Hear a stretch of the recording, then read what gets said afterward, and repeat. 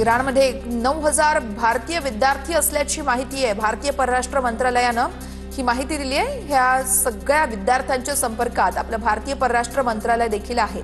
परराष्ट्र मंत्रालयाच्या रणधीर जयस्वाल यांनी ही माहिती दिली आहे।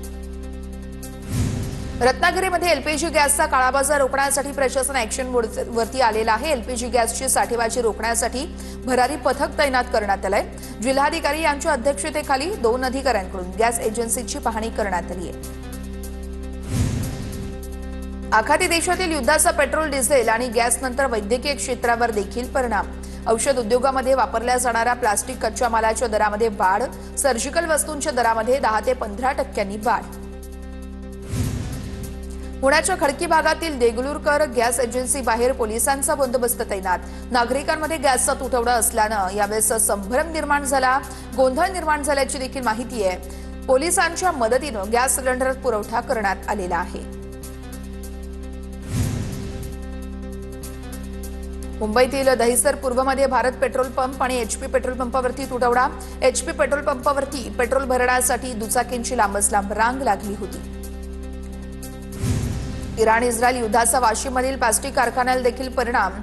कच्च्या मालाचा तुटवडा निर्माण झाल्यानं अनेक वस्तूंवरती परिणाम। पीव्हीसी पाईपच्या किमती 15 ते 20% वाढल्यात। सिंचनासाठी लागणारे पाईप महाग झाल्यानं शेतकरी चिंतेत सापडलेत। गॅस सिलेंडर तुटवड्याच्या अफवेमुळे कल्याणमध्ये गॅस एजन्सी बाहेर नागरिकांची गर्दी। कल्याणमधील गुरुकृपा गॅस एजन्सीमध्ये अचानक 1500हून अधिक ग्राहक सिलेंडरसाठी आल्यानं मोठी गर्दी झाली होती। पनवेलमध्ये घरगुती गॅसचा तुटवडा। गॅस एजन्सी बाहेर नागरिकांच्या लांबच लांब रांगा। तासनतास रांगेत उभे राहून देखील सिलेंडर मिळत नसल्यानं नागरिकांची नाराजी। अकोल्यामध्ये हॉटेल चालकांकडून लाकडाच्या भट्ट्यांचा सहारा घेण्यास सुरुवात। एलपीजी गॅसचा तुटवडा झाल्यानं हॉटेल चालक अडचणीमध्ये। हॉटेल बंद ठेवणं शक्य नसल्यानं लाकडी भट्ट्यांचा वापर करण्याशिवाय पर्याय नाही। भंडारा जिल्ह्यामध्ये व्यावसायिक सिलेंडर मिळत नसल्यानं छोट्या हॉटेल चालकांवरती हॉटेल बंद करण्याची वेळ आली आहे। तर गॅस सिलेंडर वेळेवरती मिळत नसल्यानं हॉटेलमध्ये चुलीवर स्वयंपाक करण्याची वेळ आलेली आहे। गॅस सिलेंडरचा तुटवडा निर्माण झाल्यानं पिंपरीमधील केटरिंग व्यावसायिकांना फटका। याची झळ आता थेट लग्न समारंभांना देखील बसण्याची शक्यता आहे। अशा परिस्थितीमध्ये लग्नाच्या जेवणाच्या ऑर्डर्स पूर्ण करण्याचं केटरिंग चालकांसमोर मोठं आव्हान असेल। महाराष्ट्रासह बंगळुरू आणि चेन्नईमध्ये व्यावसायिक सिलेंडरचा तुटवडा। एलपीजीच्या कमतरतेमुळे 1-2 दिवसांमध्ये हॉटेल्स बंद पडण्याची शक्यता आहे। हजारो कामगारांच्या रोजगारावरती आणि खाद्य संस्कृतीवरती मोठी टांगती तलवार आहे। नागपूरमध्ये गॅस सिलेंडरचा काळाबाजार रोखण्यासाठी प्रशासन ॲक्शन मोडवरती। गॅस एजन्सीच्या गोडाऊनवरती अन्न पुरवठा विभागाची छापेमारी। ग्राहकांची लूट ही थांबवण्यासाठी कडक कारवाई केली जाते।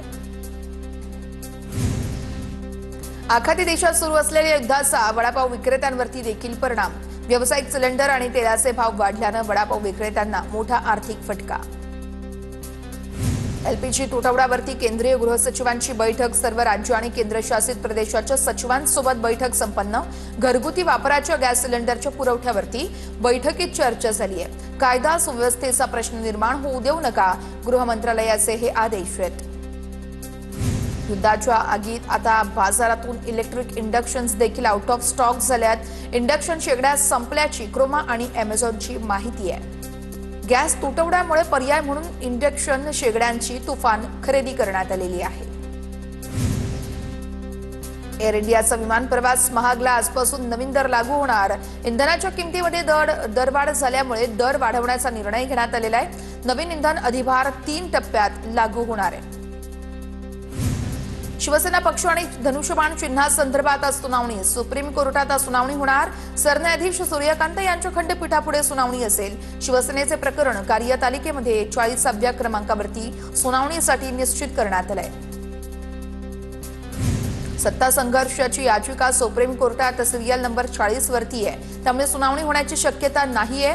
मूळ शिवसेना आणि उद्धव ठाकरे यांच्यावरती कायद्याच्या प्रलंबित प्रक्रियेतून अन्याय होतोय, असीम सरोदे यांची प्रतिक्रिया। राज ठाकरे यांच्याकडून मनसे पदाधिकाऱ्यांच्या कामगिरीवरती संताप व्यक्त। मी आता सगळ्या गोष्टींची शहानिशा करणार, राज ठाकरेंची प्रतिक्रिया। 19 तारखेलाच बोलेन, राज ठाकरे यांच्याकडून नाराजी व्यक्त। एकनाथ खडसेंविरोधात एसआयटी नेमण्याचे बावनकुळेंचे आदेश. 3 महिन्यामध्ये एसआयटी आपला अहवाल देणार. बावनकुळेंची माहिती. 6 विभागातील अधिकारी या विभागाशी संबंधित असल्याचं देखील समोर आलेलं आहे. महादेव मुंडे हत्या प्रकरण. कुटुंबाने एसआयटी अधिकाऱ्यांची भेट घेतली. मला न्याय मिळेल असं वाटत नाही. ज्ञानेश्वरी मुंडेंना अश्रू अनावर. गृह खात्यानं नियुक्त केलेली एसआयटी म्हणजे चॉकलेट दिल्यासारखं. ज्ञानेश्वरी मुंडेंचा आरोप.